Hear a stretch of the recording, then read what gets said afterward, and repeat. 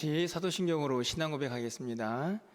전능하사 천지를 만드신 하나님 아버지를 내가 믿사오며 그 외아들 우리 주 예수 그리스도를 믿사오니 이는 성령으로 잉태하사 동정녀 마리아에게 나시고 본디오 빌라도에게 고난을 받으사 십자가에 못 박혀 죽으시고 장사한 지 사흘 만에 죽은 자 가운데서 다시 살아나시며 하늘에 오르사 전능하신 하나님 우편에 앉아 계시다가 저리로서 산 자와 죽은 자를 심판하러 오시리라. 성령을 믿사오며 거룩한 공예와 성도가 서로 교통하는 것과 죄를 사하여 주시는 것과 몸이 다시 사는 것과 영원히 사는 것을 믿사옵나이다. 아멘. 우리 찬송가 123장입니다. 저들밖에 한밤중에 찬양드립니다. 123장입니다.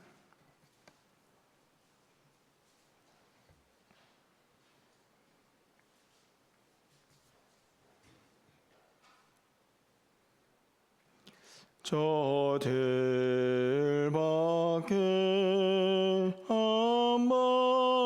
한밤중에 양틈에 자던 목자들 천사들이 전하여 준 전하신 소식 들었네. 로엘 로엘 로엘 로엘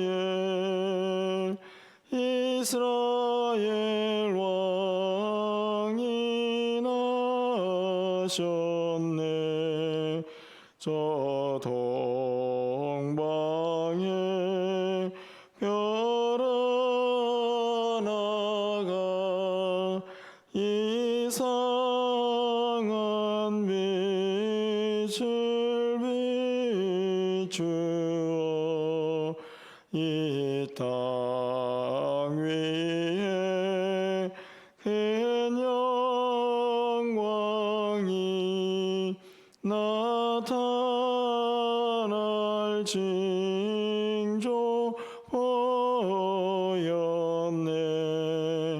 로엘 로엘 로엘 로엘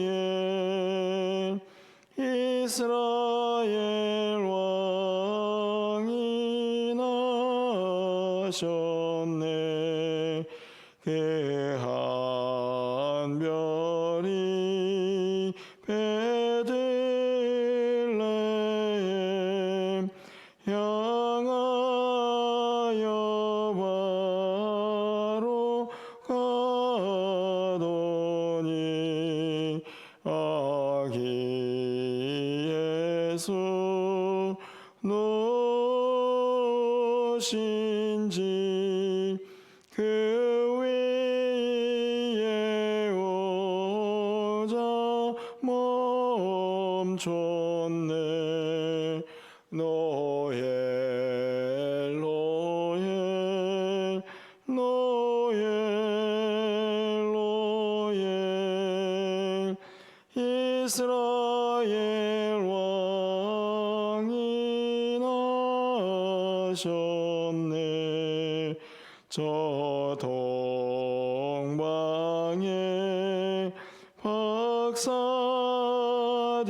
박사들이 새아기 보고 절하고 그 봄에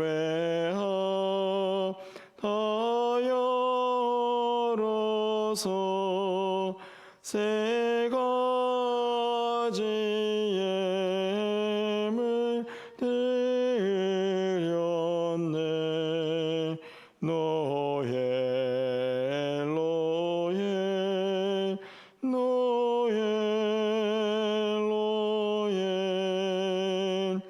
이스라엘 왕이 나셨네.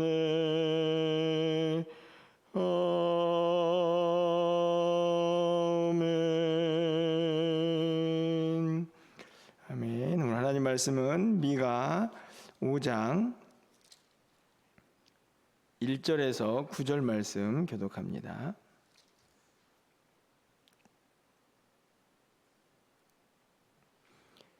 구약성경 1294쪽입니다. 미가 5장 1절에서 9절 말씀 교독하고 마지막 9절은 함께 읽겠습니다. 딸 군대여 너는 때를 모을지어다. 그들이 우리를 에워쌌으니 막대기로 이스라엘 재판자의 뺨을 치리로다.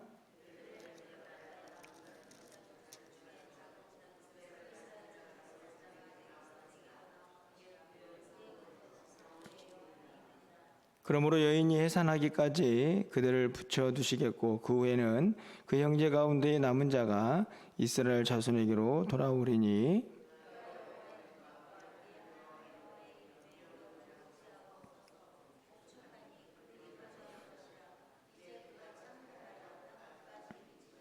이 사람 평강이 될 것이라. 아수르 사람이 우리 땅에 들어와서 우리 궁들을 밟을 때에는 우리가 7 목자와 8 군왕을 일으켜 그를 치리니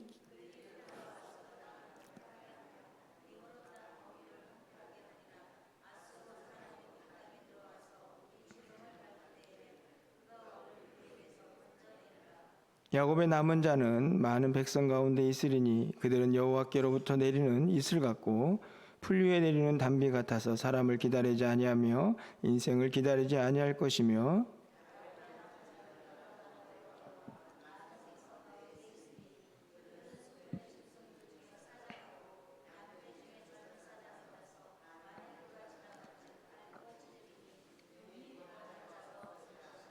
구절입니다.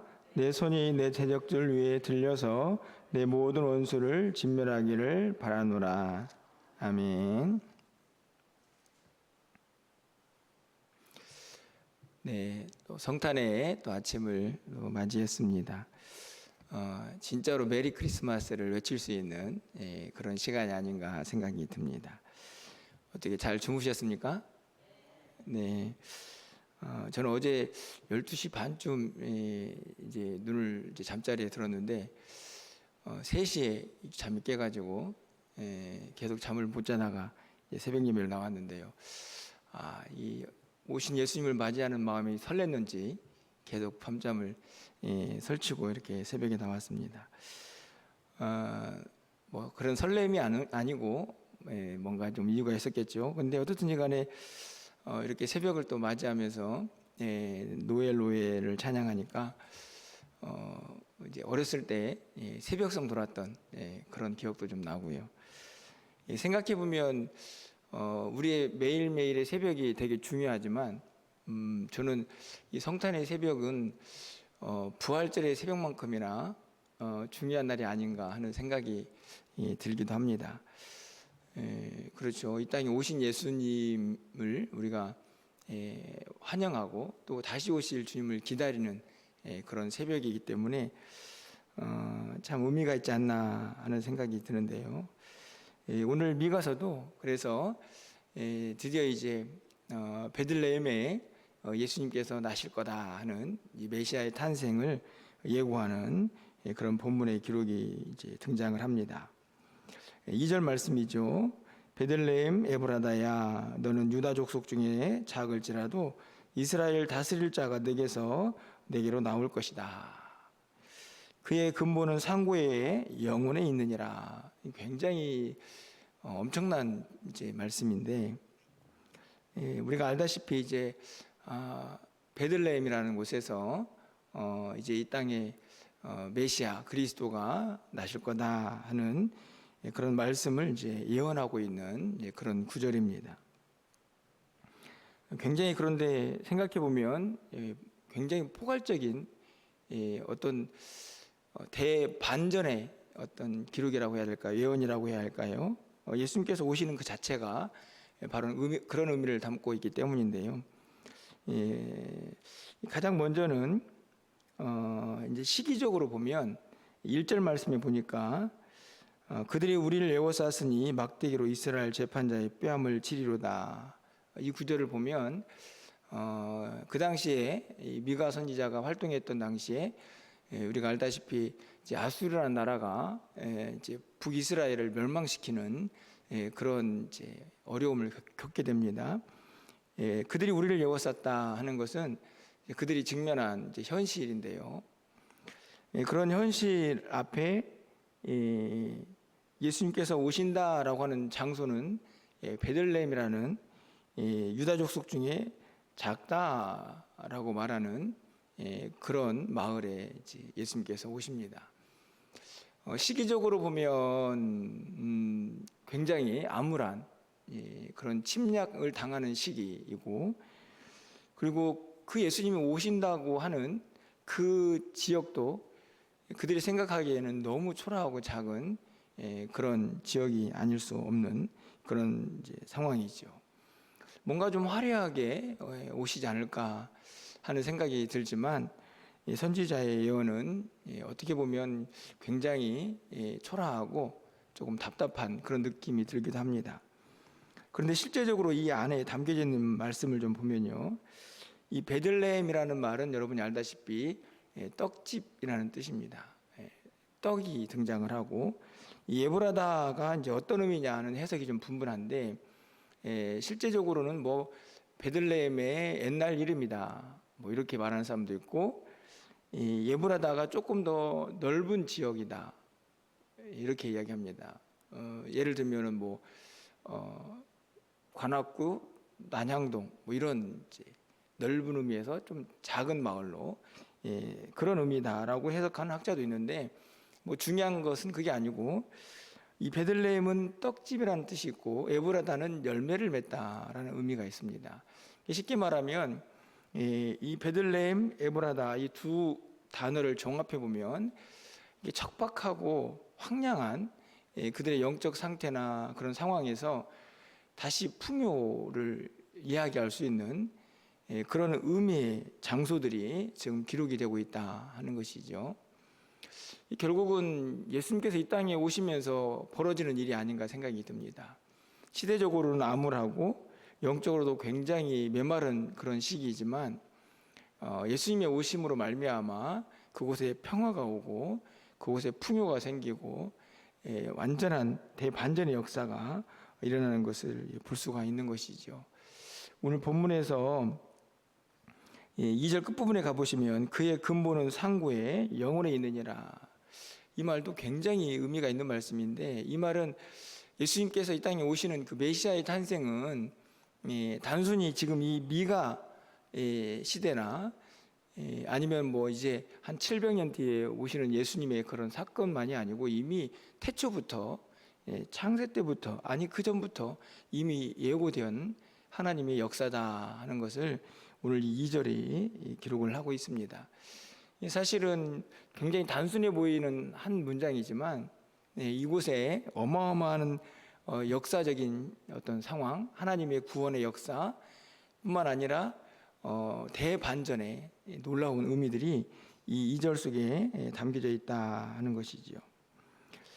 비록 사람들이 보기에는 암울한 시대고 누가 봐도 야, 저 작은 마을에서 어떤 그 이스라엘 다스릴 메시아가 오겠느냐라고 생각이 드는 그런 곳이지만, 그곳에서 이스라엘 다스릴 만왕의 왕이신 예수 그리스도가 탄생을 하게 됩니다.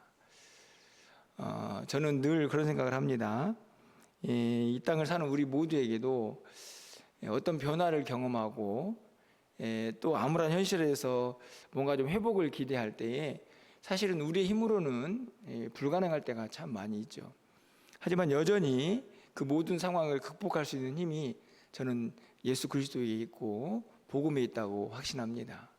그 믿음을 갖게 하는 것이 오늘 이 2절에 있는 예수님의 탄생에 대한 예언이 아닌가 생각이 드는데요. 여러분의 현실은 어떻습니까? 오늘 성탄의 아침을 맞이한 우리 모든 성도들의 마음속에 우리가 이미 믿고 있고 또 다시 오실 예수님을 또 우리가 기대하면서 살고 있는데요. 여러분의 모든 삶에 주님이 주신 평강 뿐만 아니라 우리 가운데 임할 모든 회복의 역사가 이 복음을 통해서 또 예수 그리스도를 통해서 반드시 이루어지는 귀한 삶을 살아가시기를 주님 이름으로 먼저 축원을 드립니다. 여러분, 그런데 오늘 본문에서 굉장히 이제 의미 있고 중요한 또 다른 표현이 하나 등장을 합니다. 바로 남은 자라는 말이죠. 제가 이전에도 말씀을 드렸지만 선지서의 이제 가장 핵심이라고 할 수 있는 이 남은 자의 사상입니다. 3절 말씀을 가서 보시면 중반 후반에 그의 형제들 가운데에서 남은 자가 이스라엘 자손에게로 돌아오리니 이렇게 되어 있습니다. 7절도 마찬가지죠. 야곱의 남은 자. 8절도 야곱의 남은 자입니다. 이전에도 말씀을 드렸지만 이 남은 자는 1차적으로 이제 포로 잡혀갔다가 이 바벨론에서 돌아올 사람들, 그래서 다시 이제 예루살렘을 회복시킬 그 사람들을 이제 1차적으로는 의미하죠. 근데 오늘 본문에 보면 이 남은 자는 훨씬 더 큰 의미를 갖고 있는 것을 볼 수 있습니다. 어떻게 보면은 이 땅을 사는 모든 그리스도인들이 남은 자 안에 포함이 되어 있다라고 말씀을 드릴 수 있는데요. 여러분, 가장 먼저 좀 생각해 봐야 할 것은 남은 자라는 표현이 주는 이미지라고 생각이 듭니다.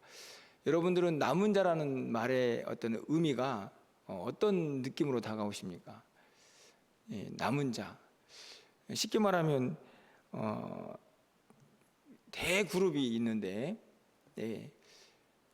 많은 사람이라고 하면 뭔가 좀 더 힘있고 능력이 있어 보일 텐데, 남은 자라는 말은 그 많은 사람들은 다 사라지고 뭐 소수의 그냥 막 조금 느낌이 뭐 이럴지 어떨지 모르시겠지만 찌꺼기 같은 남은 자라고 하니까 뭔가 그런 느낌이 드는 표현이기도 합니다. 실제적으로 그냥 남은 한 일부분 정도로 영어 단어에서는 그렇게 이제 해석이 되기도 하죠. 그런데 저는 이 말씀을 보면서 그런 느낌을 갖고 있지만 이 남은 자는 엄청난 하나님의 소망이 담겨져 있는 그런 그룹들입니다. 비록 소수의 사람들일지라도 그들은 다시 하나님 나라를 일으켜 세워야 할 하나님의 꿈이 담겨져 있는 사람들이죠. 그런 의미에서 저는 이 남은 자라는 이게 뭔가 조금은 너무 초라해 보이는 표현보다 이렇게 좀 바꿔보면 어떨까 하는 생각이 듭니다. 남겨둔 자들이죠. 여러분, 남겨줬다 말은 뭔가 좀 소망이 있어서, 뭔가 좀 기대가 있어서, 이건 좀 남겨둬야지 하는 그런 의미는 남은 자라는 표현보다 훨씬 더 좀 뭔가 좀 소중해 보이는 그런 말은 아닌가라는 생각이 개인적으로 좀 듭니다. 사실은 이제 오늘 말씀을 읽으면서 내년에 청년부 겨울 수련회는 주제를 이걸로 잡아야겠다 이런 생각도 좀 들었는데요. 우리 모두는 하나님께서 그냥 다 먹고 그냥 어떻게 조금 남아있는 아이고 이거 남았네 라는 남은 자의 개념이 아니고 너무 귀하고 소중해서 아끼고 아껴서 남겨둔 자들이라고 이해하는 것이 더 맞다라는 생각이 듭니다. 왜냐하면 그들을 통해서 하나님께서 이루실 나라가 있었기 때문이죠. 여러분이 알다시피 바벨론에서 포로로 돌아온 자들이 뭘 합니까?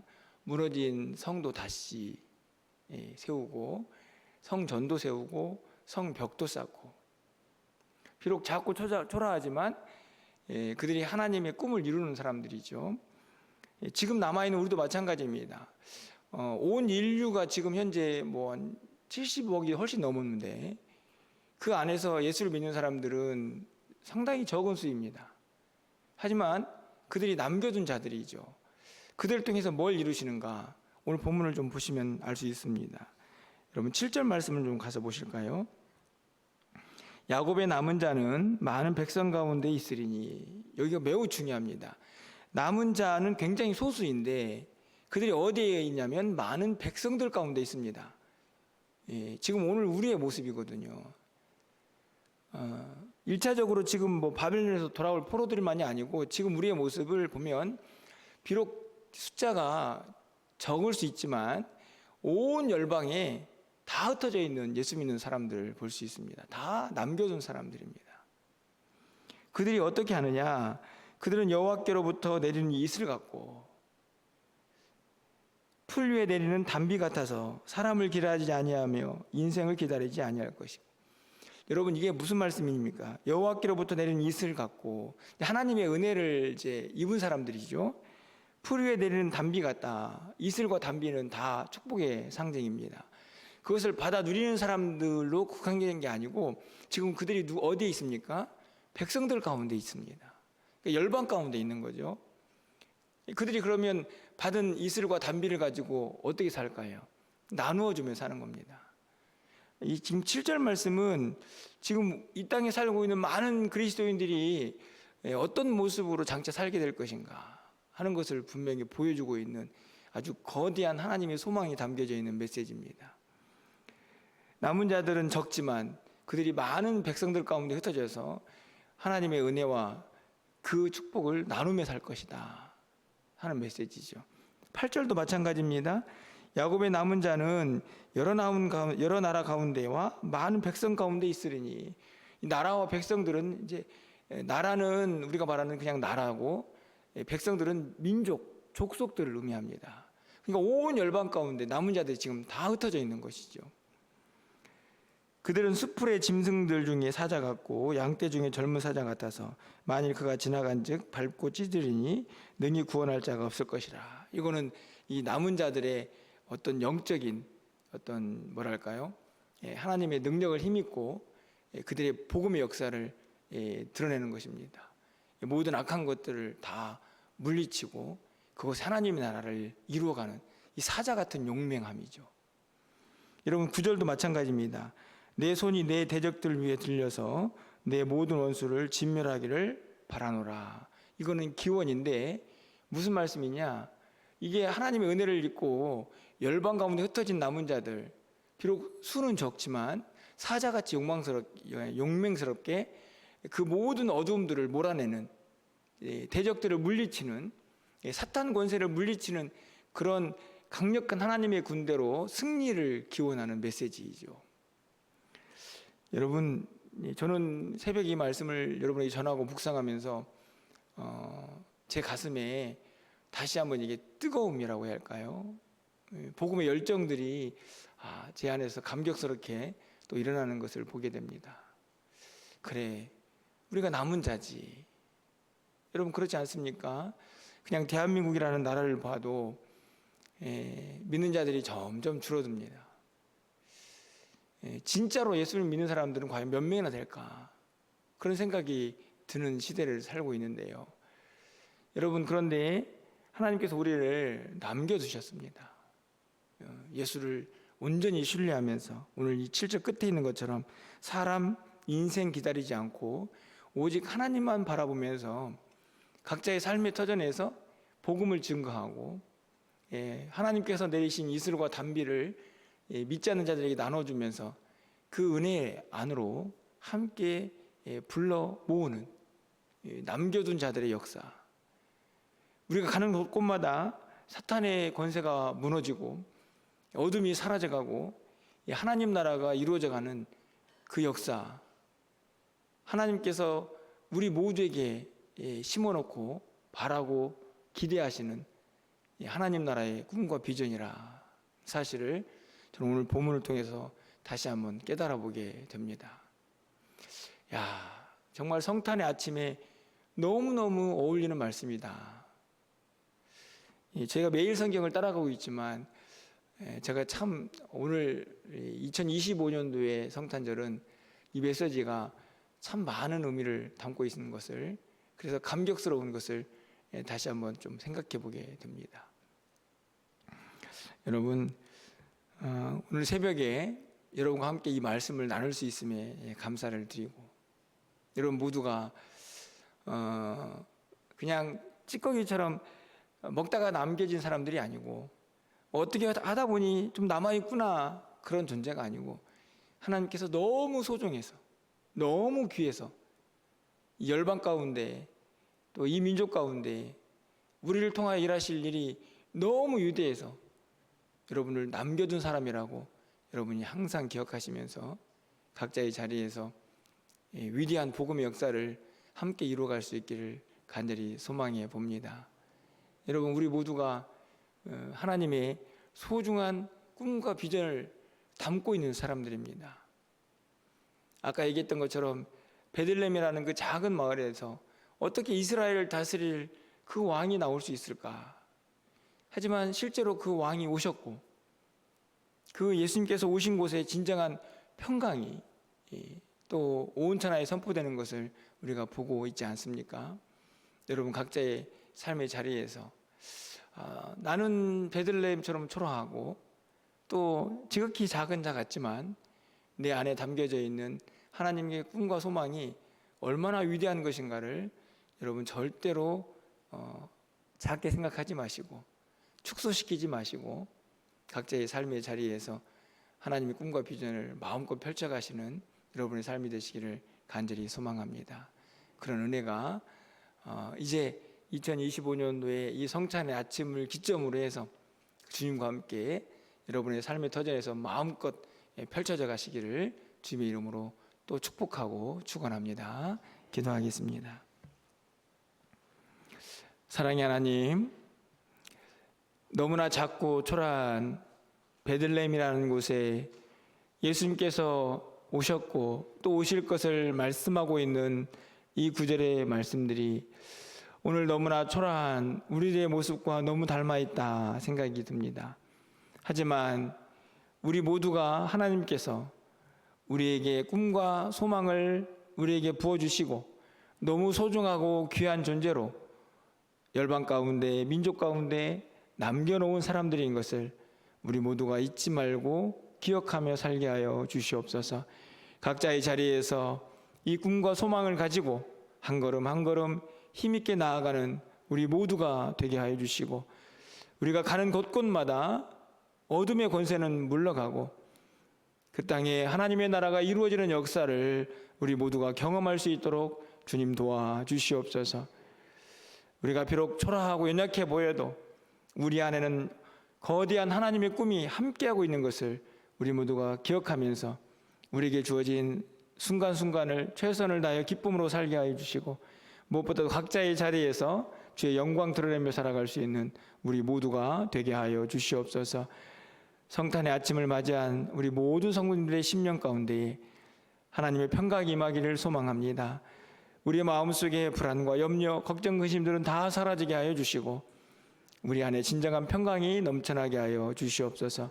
주님과 함께 그 기쁨을 누릴 수 있는 우리 모두가 되게 하여 주시옵소서.